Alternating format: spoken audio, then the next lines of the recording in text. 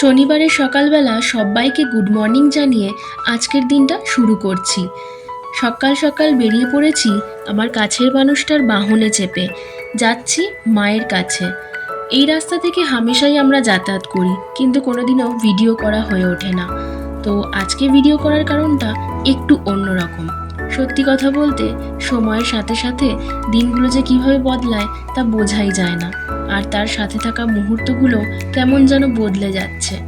যাই হোক, এইভাবে অনেকটা রাস্তা তোমাদের সাথে কথা বলতে বলতে চলে এলাম। বাদ বাকি কথা না হয় পরেই হবে।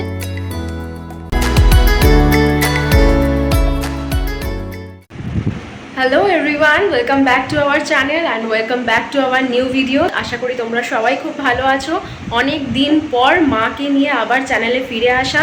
মাঝখানে অনেক রকম কাজের জন্য আটকে পড়েছিলাম, ভিডিও দেওয়া হয়নি। সব থেকে বলা ভালো যে বিয়ের পর মা আর আমার এটা চ্যানেলের প্রথম ভিডিও। তো নতুন যারা রয়েছো তারা আমাদেরকে সাপোর্ট করো, অনেক ভালোবাসা দিও। আর তো চলো আজকে দেখে নিই মা কি বানাচ্ছে আমাদের জন্য। বলো মা, আজকে কি রান্না করবে বা কি দেখাবে, কি বানাবে? বন্ধুরা সকলে ভালো আছে তো? অনেকদিন পর মানে মেয়ে বিয়ে হয়ে গেছে, শ্বশুর বাড়ি চলে গেছে, আজকে মেয়ে এসেছে।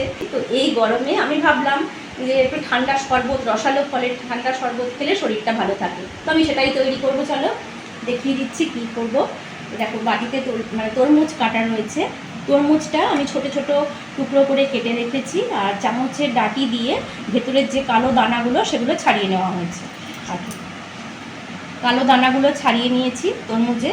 আচ্ছা, এবার রয়েছে অল্প করে পুদিনা পাতা, এটা চিনি গুঁড়ো করে রেখেছি, এটা হচ্ছে বিট নুন, এটা পাতিলেবুর রস, আর একটু চাট মশলা। তো এইবার আমি শুরু করব। এটা আমি মিক্সিতে শুরু করব। মিক্সিতে দিয়ে নিচ্ছি। প্রথমে তরমুজগুলো ছোটো করে কাটা তরমুজ দিয়ে দিচ্ছি।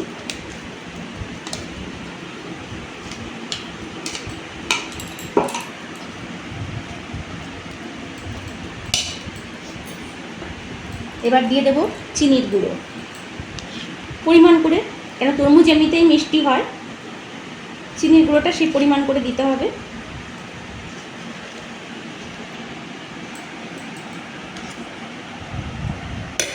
দেব বিট নুন,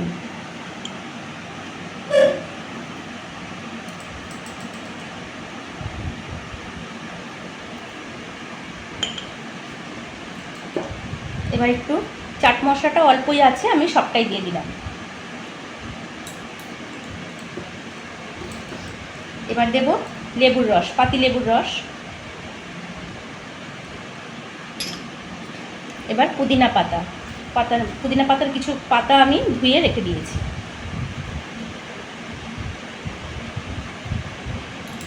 তো চলো, সব উপকরণ দিয়ে দেওয়া হয়ে গেছে। এবার আমি এটাকে মিক্স করব মিক্সচারে।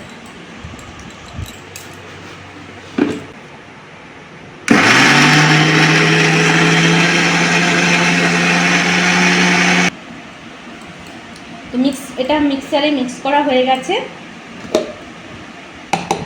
কি ভালো গন্ধ বেরিয়েছে গো মা।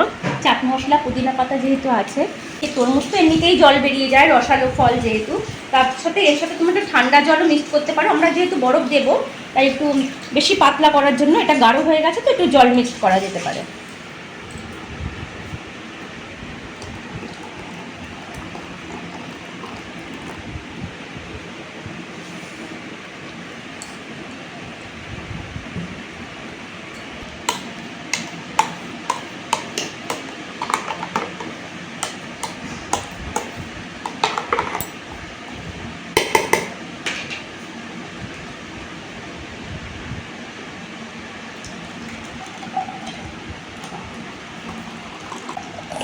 দেখো, এত গরমে বাজার থেকে আসল ফল কিনে এনে পেশাই করে এইভাবে যদি জুস বানিয়ে খাওয়া যায়, তাহলে কিন্তু ফলের উপকারিতাটাও পেটে পড়ে, আর ভেজালেরও কোনো প্রশ্ন থাকে না, তাই না?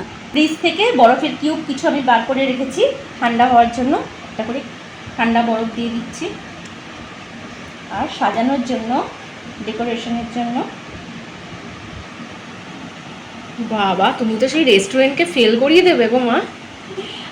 দারুণ হয়েছে সাজানো গোছানো তো ভালো লাগে না দেখতে? একদম একদম, খুব সুন্দর হয়েছে। কথাতেই আছে আর দুটো বরফ দাও, আর দুটো বরফ দাও, একটা এতে একটা ওতে একটা দিয়ে দাও। নিশ্চয়ই, এত ঠান্ডা খেলে না গলা ধরে যাবে এই গরমে, বেশি ঠান্ডা খাওয়া উচিত ঠান্ডাটাই না। তো দরকার গরমে। বাহ, চলো তোমাদের জন্য বানিয়ে দিলাম ঠান্ডা ঠান্ডা তরমুজের শরবত। তো এইটা আজকে মা বানালো তোমাদের জন্য, থাকলো একদম ঠান্ডা ঠান্ডা তরমুজের রেসিপি, মানে তরমুজের জুস আর কি, তরমুজের জুস তো বলবো মা, তরমুজের জুস। তরমুজের জুসের রেসিপি একটা রইলো, তোমরাও এই গরমে বানিয়ে বানিয়ে চটজলদি খেয়ে নিতে পারো।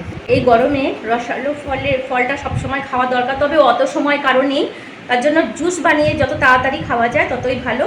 কারণ ওআরএসের জল, গ্লুকন ডি সমস্ত তো চলছেই, নুন চিনির শরবত, তার সাথে সাথে আমি বলবো এগুলোও খাওয়া দরকার।